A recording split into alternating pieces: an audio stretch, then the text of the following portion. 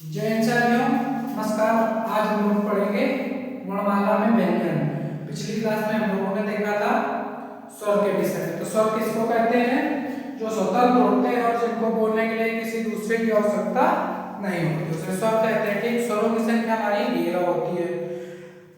लेखन के अनुसार स्वरों की संख्या 13 होती है। ठीक, और मात्रा के आधार पर 10 होती है। तो स्वर हमारे हो गए थे। अब हम लोग देखेंगे व्यंजन।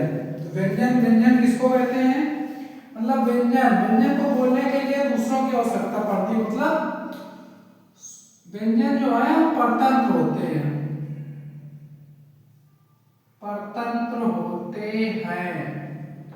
मतलब व्यंजनों को बोलने के लिए स्वर की सहायता लेनी पड़ती है, स्वरों की सहायता लेनी पड़ती है।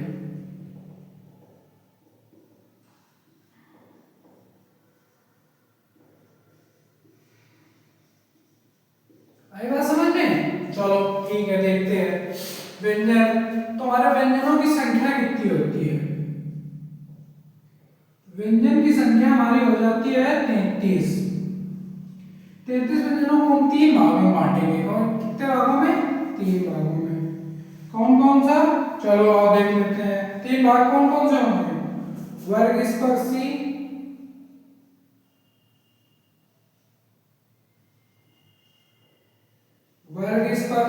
अंतस्थ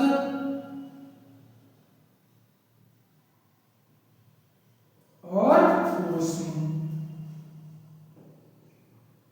ठीक, वर्ग स्पर्शी की हमारी संख्या हो जाती है 25,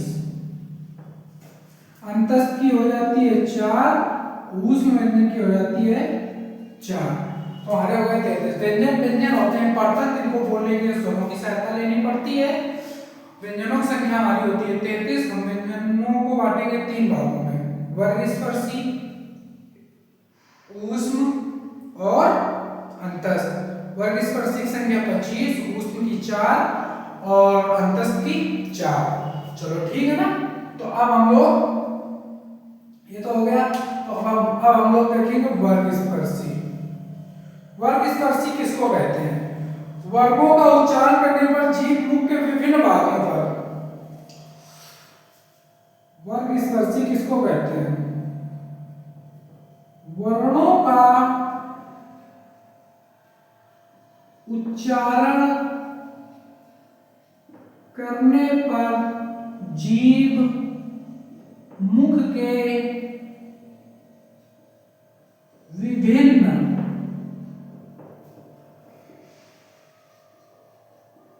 भागों को स्पर्श करती है।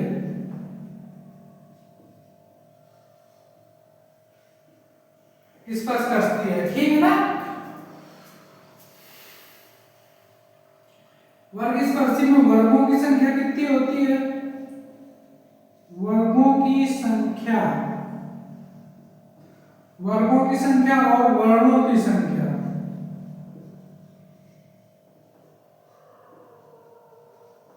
देखो, वर्गों की संख्या हो जाती है 5, वर्णों की संख्या हो जाती है 25। ठीक है ना। तो अब हम लोग क्या करें? वर्ग स्पर्शी के वर्णों का उच्चारण करते समय जीभ मुख के विभिन्न भागों को स्पर्श करती है, उसे वर्ग स्पर्शी कहते हैं। ठीक, वर्ग स्पर्शी में वर्णों की संख्या हमारी हो जाती है 25 और वर्गों की संख्या हो जाती है 5। चलो अब आगे देखते हैं वर्ग स्पर्शी होते कौन कौन से हैं। 25। चलो आओ आगे देखते हैं।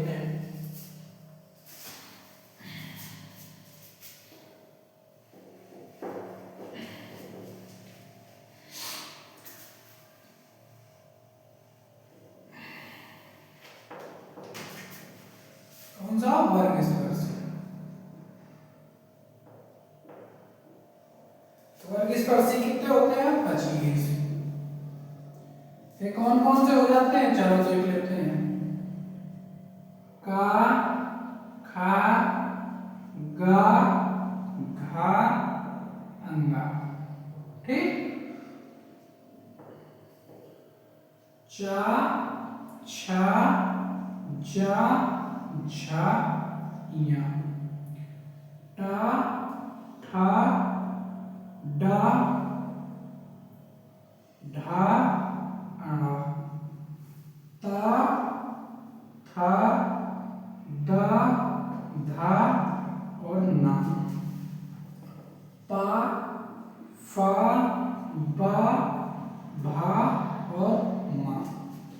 ठीक है ना।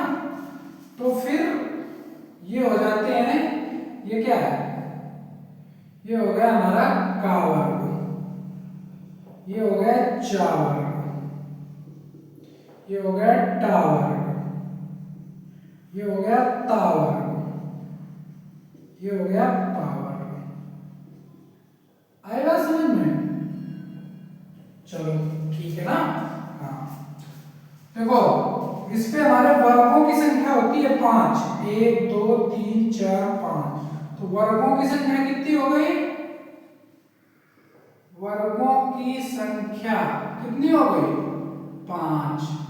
वर्णों की संख्या 1 2 3 4 5 6 7 8 9 10 11 12 13 14 15 20 5 25। तो वर्णों की संख्या कितनी हो गई हमारी?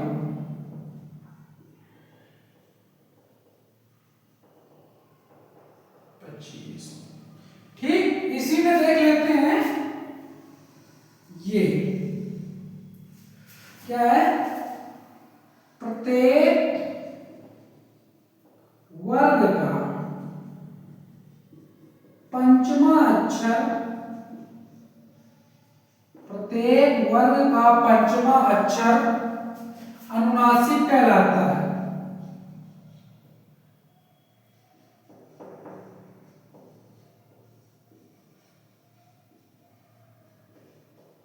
अनुनासिक कहलाता है, ये हो गया अनुनासिक या फिर निर्नासिक किसी को कहते हैं। ठीक, पंचमाक्षर हो गया। ठीक, तो ये हो गया हमारा व्यंजन वर्गस्पर्शी। वर्गस्पर्शी की संख्या, वर्गस्पर्शी आगे समझ में 25 होते हैं। कहां से? का से लेके मा तक। वर्गों की संख्या 5, वर्णों की संख्या 25। प्रत्येक वर्ग का पंचमा अक्षर अनुनासिक कहलाता है। ठीक, आई बात समझ में? चलो आगे देखते हैं।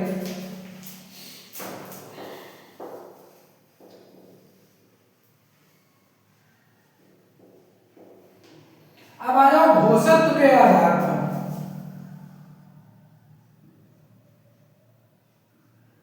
घोषत्व के आधार पर व्यंजनों का हमारा घोषत्व के आधार पर, घोषत्व के आधार पर हम 2 प्रकार से बांटेंगे। कौन कौन सा? एक तो हो जाएगा अघोष, एक हो जाएगा सघोष, या फिर इसी को कह देते हैं घोष। ठीक, तो अघोष क्या होता है?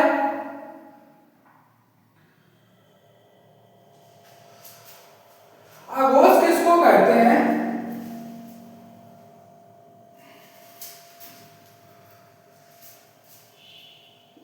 देखो, वर्णों का उच्चारण करने पर स्वर तंत्रियों में कम घर्षण हो, उसे अघोष कहते हैं। ठीक, और अघोष, अघोष की संख्या कितनी होती है?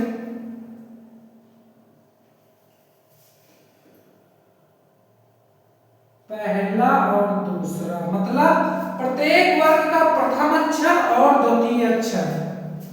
प्रथम में क्या आ जाएगा? पहला अक्षर में पहले में क्या आ जाएगा? का, चा, टा, ता और पा। दूसरे में क्या आ जाएगा? खा, छा, ठा, था, फा। ठीक, ये हो गया। और इसके साथ क्या आता है? और इसके साथ आता है सा, तीनों सा, सा, सा और सा। तो इनकी कुल संख्या कितनी हो गई? देखो, ये हो गए 5, ये हो गए 5, ये हो गए 3, तो हो गए 13। ठीक, तुम्हारा जैसे पूछे अघोष की संख्या 13। अब सघोष किसको कहते हैं वर्णों का उच्चारण करते समय? वर्णों का उच्चारण करते समय स्वर तंत्रियों में अधिक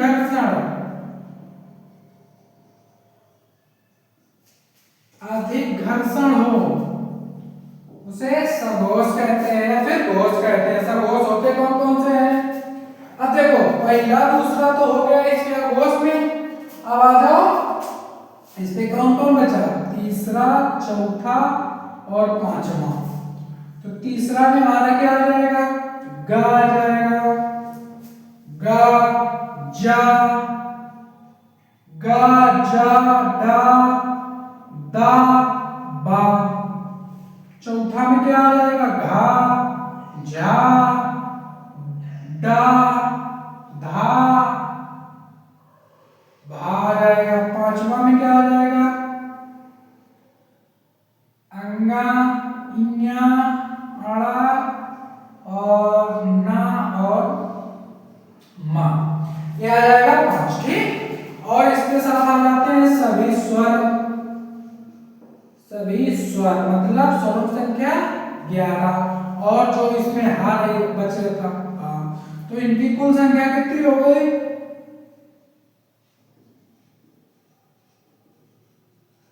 इनकी कुल संख्या देखो 5 5 5 11 और ये 1, तो 15 और 12 मिला के कितने हो गए?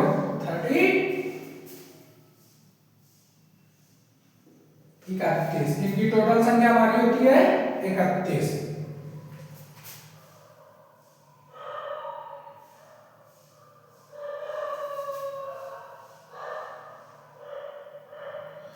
ठीक, चलो आगे देखते हैं। और इसी के साथ क्या आता है? और एक सेकंड, और अंतस्थ व्यंजन। अंतस्थ व्यंजन कौन कौन से होते हैं? 4। ठीक, तो हो गए कुल संख्या 31। आई बात समझ में? तो चलो घोषत्व के आधार पर व्यंजन हमारे 2 प्रकार के, अघोष, घोष या फिर सघोष। अघोष किसको कहते हैं? वर्णों का उच्चारण करते समय स्वर तंत्रियों में घर्षण कम हो उसे अघोष कहते हैं। अघोषों की संख्या 13 होती है। हमारे अघोष की संख्या कितनी होती है? 13। ठीक, और कौन कौन से होते हैं? पहला और दूसरा और तीनों साथ। ठीक, आ जाओ सघोष। सघोष उच्चारण करते समय स्वर तंत्रियों में घर्षण अधिक होता है उसे अघोष कहते हैं। ठीक, इनकी संख्या होती है हमारे 31। कौन कौन से होते हैं? 3 4 5 और सभी स्वर, अंतस्थ व्यंजन और हा। ठीक, तो ये हो गए घोषत्व के आधार पर। ठीक, चलो अब आगे देखते हैं प्राणत्व के आधार पर।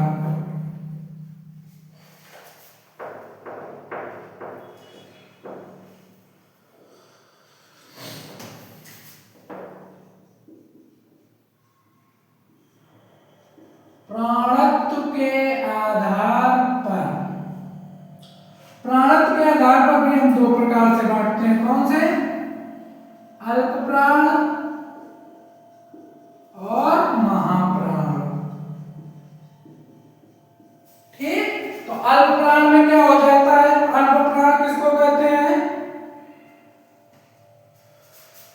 वर्णों का उच्चारण करते समय वायु या फिर श्वास का कम लगना उसको अल्प प्राण कहते हैं। अल्प प्राणों की हमारी संख्या कितनी होती है? तो पहले बता दो अल्प प्राण होते कौन कौन से हैं? 1 3 और 5। ठीक, 1 में कितने? एक कौन कौन सा? का, चा, टा, ता, और पा। 3 में क्या हो गया, गा, झा, जा, डा, दा और बा। 5 में अंगा, इया, अड़ा, ना और मा। तो ये हो गए 5 5 5, ये हो गए 15। ठीक, और इस पे 4 सभी स्वर हो जाते हैं, सभी स्वर, स्वरों की संख्या 11। ठीक, और इसमें अंतस्थ व्यंजन भी आ जाते हैं। अंतस्थ की संख्या 4। ठीक, गिनो कितने हो गए, 15 और 15 15 30 और एक 31। इनकी कुल संख्या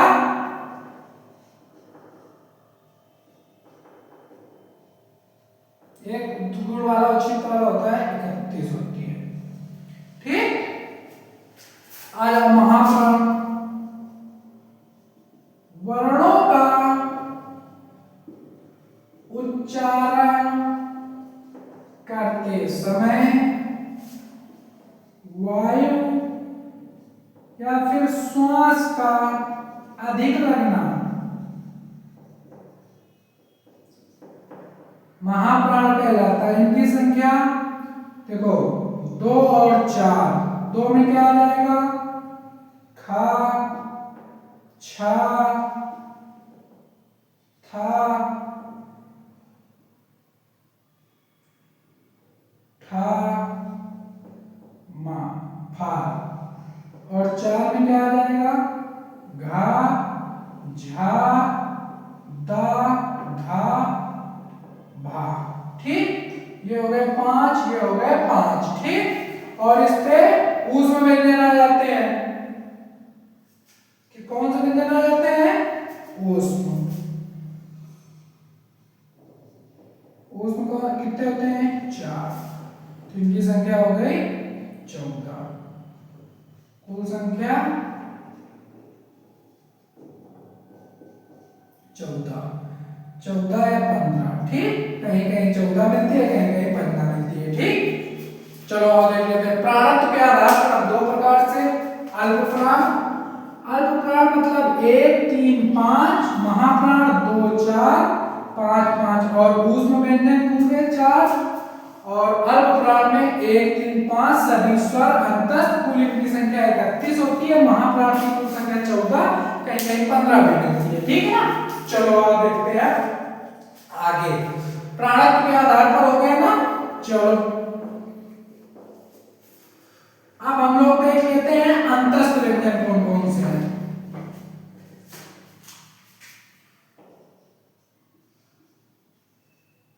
अंतस्थ व्यंजन, अंतस्थ व्यंजन क्या होता है,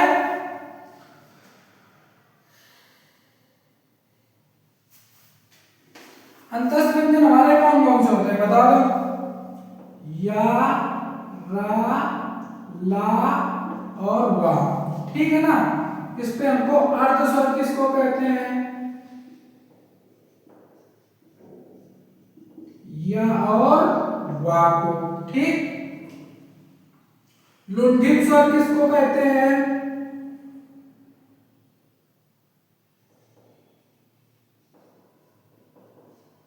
रा।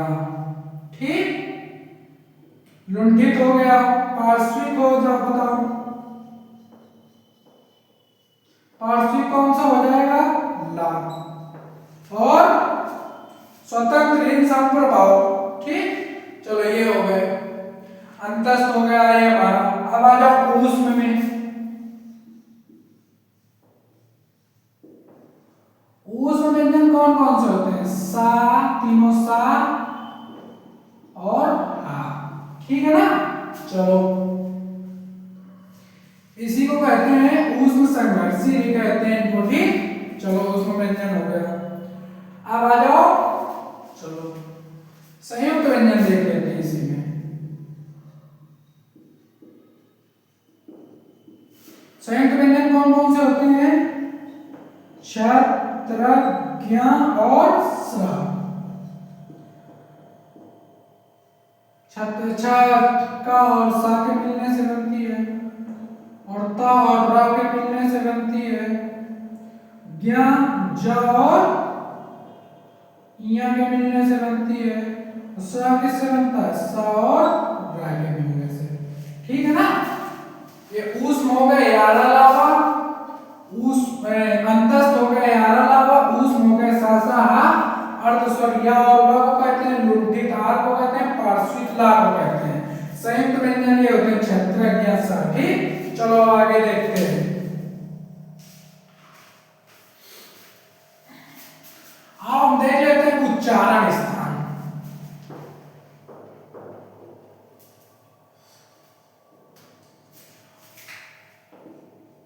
वर्णों का उच्चारण स्थान, चलो देख लेते हैं पहले।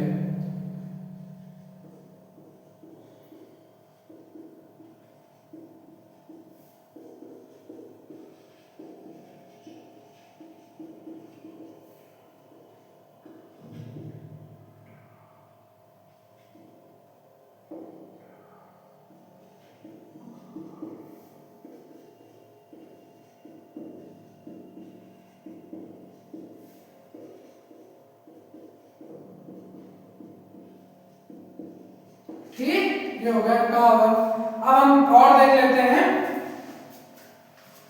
कावर में ही।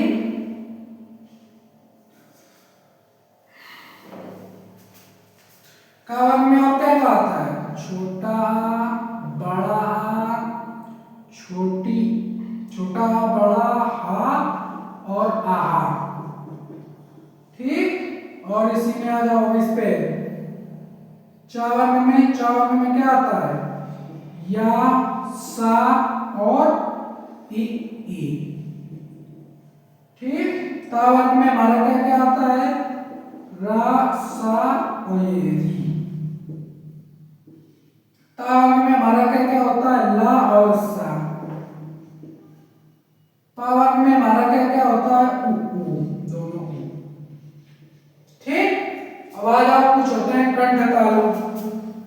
इसको याद करने के अभी ट्रिक बताते हैं आपको। और क्या है,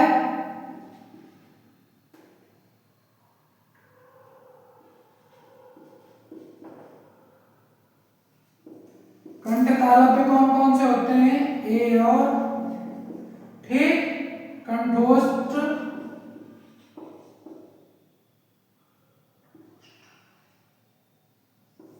कंठोष्ठ हमारे कौन कौन से होते हैं, ओ ओ। ठीक, दंतोष्ठ, ठीक। चलो आपको याद करना ट्रिक, केटीएम 2। ठीक, बच्चा अपने घर में केटीएम मांग रहा है। ठीक, दोनों बच्चों के साथ देख लो। केटीएम मतलब कंठ, ये हो गया हमारा केटीएम मतलब के मतलब कंठ, केटीएम मतलब कंठ। ठीक, टी से तालु, यम से मूर्धा, दा से दंत, ओ से ओष्ठ। आई बात समझ में। देखो उच्चारण स्थान, बच्चा घर में जिद कर रहा है केटीएम 2। ठीक, के से कंठ, टी से तालु, एम से मूर्धा, टी से दंत, ओ से ओष्ठ। कंठ में क्या क्या आता है, कावा का पूरा आता है, प्लस छोटा बड़ा हा और आहा, ये आते हैं कंठ में हमारे। तालु में हमारा क्या, चा और पूरा आता है और या सा ई तालु में आता है। ठीक, मूर्धा में हमारा टा और पूरा आता है और रा सा अधि मूर्धा में आ जाती है। दंत में हमारा आता है तावर पूरा और ला और सा। ओष्ठ में पावर पूरा और उ दोनों उ। ठीक, अब आ जाओ कंठ तालव्य। कंठ और तालु से मिलकर बनते हैं, कंठ और तालु से, तो इसको कंठ तालव्य कहते हैं। ए को कंठ प्लस ओष्ठ से ये मिलकर बनते हैं। ओष्ठ कहते हैं, ठीक।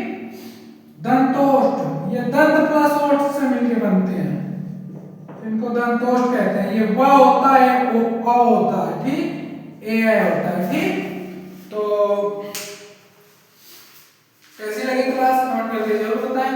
जय हिंद।